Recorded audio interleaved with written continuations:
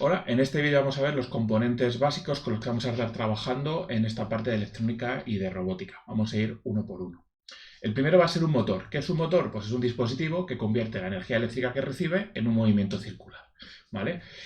Como veis, los motores tendrán dos pines, uno rojo y uno negro, pues por el rojo recibirá corriente y por el negro saldrá a tierra, ¿vale? Como cualquier otro circuito que hemos diseñado. ¿Qué es lo interesante de estos motores? Que son muchos de ellos invertibles, es decir, si por uno mandamos corriente y por otro recibimos, girará en un sentido. Si por el que estábamos mandándolo a tierra, enviamos corriente y el otro lo conectamos a tierra, girará en sentido contrario. De esta forma nos interesará tener los motores conectados a dos pines digitales, poner esos pines en on y en off y así controlar hacia qué lado gira, si hacia la izquierda o hacia la derecha. Una evolución de un motor tradicional es esto que llamamos servomotor. ¿Qué es un servomotor? Pues lo mismo, convierte la energía eléctrica, pero en este caso en un giro que controlamos. ¿Vale? Es importante tener en cuenta que un servomotor solo controlamos el ángulo de 180 grados, mientras que en un motor como el anterior controlábamos el giro completo, aquí solamente comprobamos un giro de 180 grados. Sacrificamos la capacidad de girar completamente para saber en qué momento podernos detener. De esta forma podemos controlar una serie de ángulos y conseguir las posiciones concretas pues, de los motores. Vais a ver que los servomotores van siempre con unos trozos de plástico, como este que tengo aquí, que es el que trabajaremos en clase, o ese que está ahí en el dibujo, ¿vale? Se pueden intercambiar, ¿de acuerdo? Simplemente es un trocito de plástico. Y con él podremos comprobar en qué posición se va a colocar. En la posición 0 será un tope hacia un lado, 180 el tope en el otro lado, ¿vale? Y eso de retardo es un poco pues, el tiempo que tarda en hacer todo ese giro.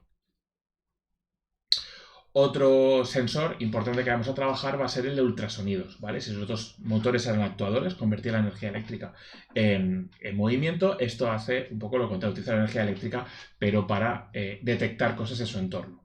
Un sensor de ultrasonidos funciona como un murciélago, ¿vale? Si recordáis cosas de biología, un murciélago envía ondas sonoras que rebotan contra las paredes, los objetos, los árboles y demás, y al recibirlas a través de las orejas, lo que sabe es la distancia a la que están esos elementos. Pues esto funciona igual. Vais a ver que va a tener como dos pequeños altavoces y por uno va a enviar y por otro va a recibir. Cuando esas señales que envía chocan contra un componente que tengan delante, contra un objeto, un obstáculo, lo que sea, vuelven hacia él y con el otro es capaz de recogerlos.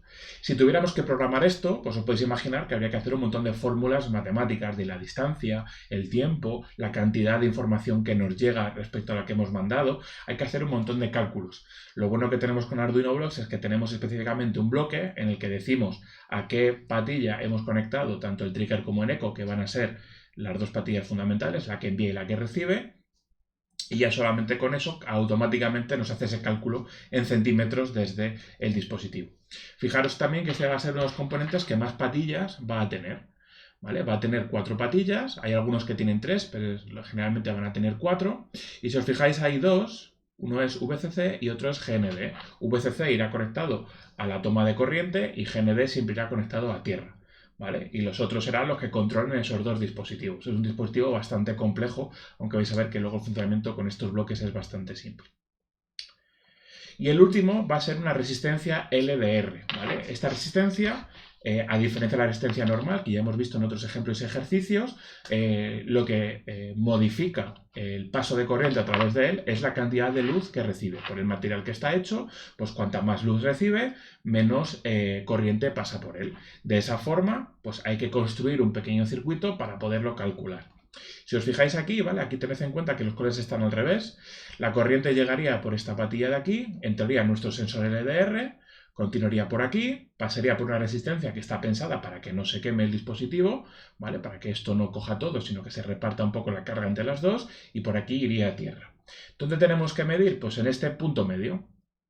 ¿Vale? A la salida de la patilla de la resistencia LDR mediremos. Entonces, ¿cuál va a ser la intensidad de la luz? Pues de toda la corriente que hemos mandado desde el principio, la que haya llegado por ahí. Y a partir de ese valor nos va a dar un nivel.